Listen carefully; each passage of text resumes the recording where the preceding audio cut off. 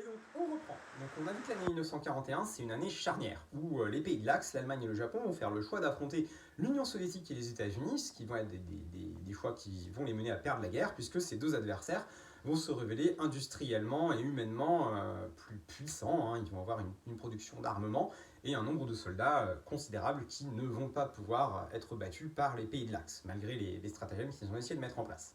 Les années 42-43, en fait, on va petit à petit, plus on se rapproche de l'année 43, plus on va s'apercevoir qu'en fait, les pays de l'Axe ne peuvent pas gagner la guerre. 1942, c'est l'année de deux grandes batailles. L'hiver entre 42 et 43, c'est la bataille de Stalingrad. En 42, vous avez la bataille de Midway.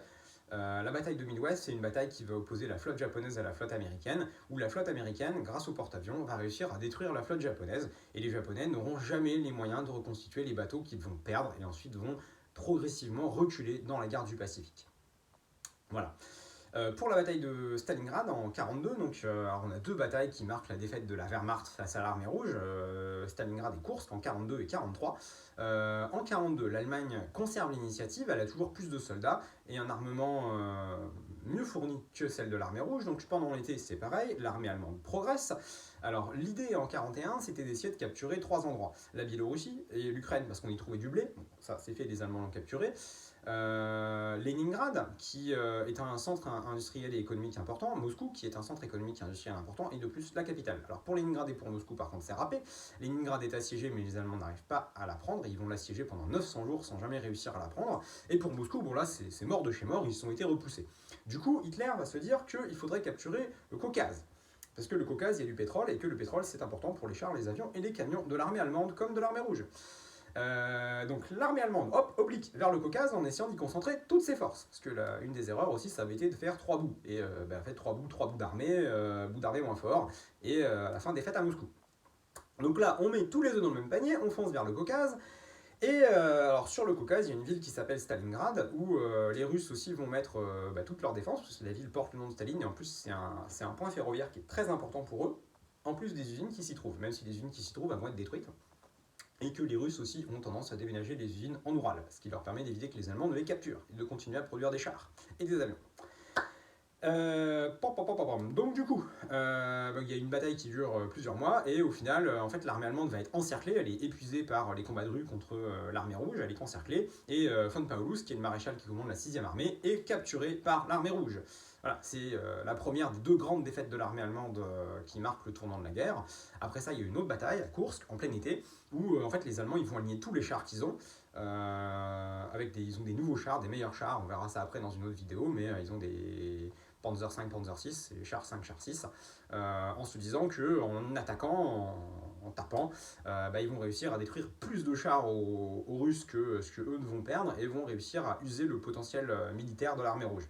Et en fait, c'est le contraire qui va se passer. Les Russes se doutent que les Allemands vont attaquer parce que, bon, regardant sur une carte, en fait, ça fait un trou. Et c'est assez logique d'attaquer à l'endroit où il y a un trou. Du coup, ils vont mettre plein de fortifications, plein de défenses, plein de chars. Et au final, c'est les Allemands en fait, qui vont perdre plus de chars que ce que perdent les Soviétiques. Et aussi, en fait, les Soviétiques produisent plus de chars que les Allemands. Donc même s'ils perdent chacun un nombre de chars équivalent, à la fin, c'est quand même les Soviétiques qui gagnent parce qu'ils ont une production qui est beaucoup plus importante. Voilà, pour les années 42 et 43, on a un équilibre des forces qui s'inverse de plus en plus en faveur des Alliés. Alors, 44, l'année 44, on est juste à la fin de la guerre. Paradoxalement, pour la Wehrmacht, c'est l'année où la Wehrmacht est à son apogée, où elle compte le plus d'hommes, le plus de chars, où la Luftwaffe a le plus d'avions, mais c'est aussi le moment où elle subit ses plus grandes défaites. Alors, pour faire court, en 44, vous avez le débarquement des Alliés en Normandie et l'opération Bagration sur le front de l'Est, où l'armée rouge va reprendre tout le territoire qui avait été perdu et où l'armée allemande va reculer sur la frontière qu'on avait en 1939.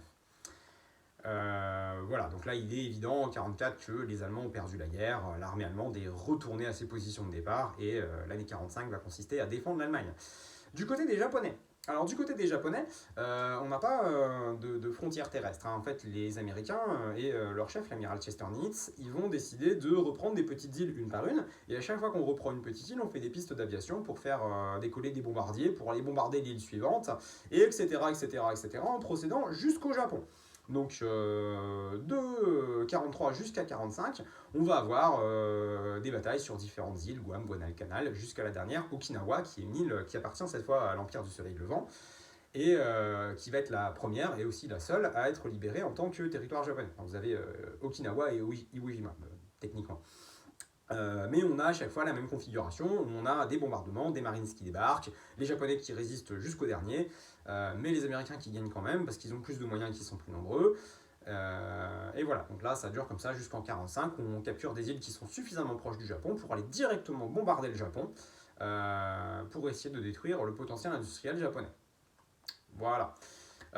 Et pour l'Europe, en 1945, alors en 1945, les deux armées, l'armée rouge à l'est et l'armée américaine, britannique à l'ouest, vont faire leur jonction à Torgau sur l'Elbe.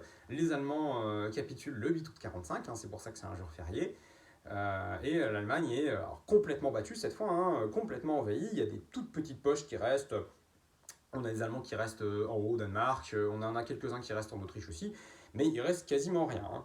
Pour le Japon, alors le Japon n'est pas envahi, en fait, après que l'Allemagne ait capitulé, l'Union soviétique va attaquer au nord, au niveau de la Corée, et en plus de ça, les Américains vont lâcher les deux bombes atomiques à Hiroshima et Nagasaki, les 6 et 9 août 1945, ce qui va provoquer la capitulation du Japon, à une condition, c'est que le Japon conserve son empereur. C'est pour ça qu'encore aujourd'hui, l'empereur est le chef de l'État japonais.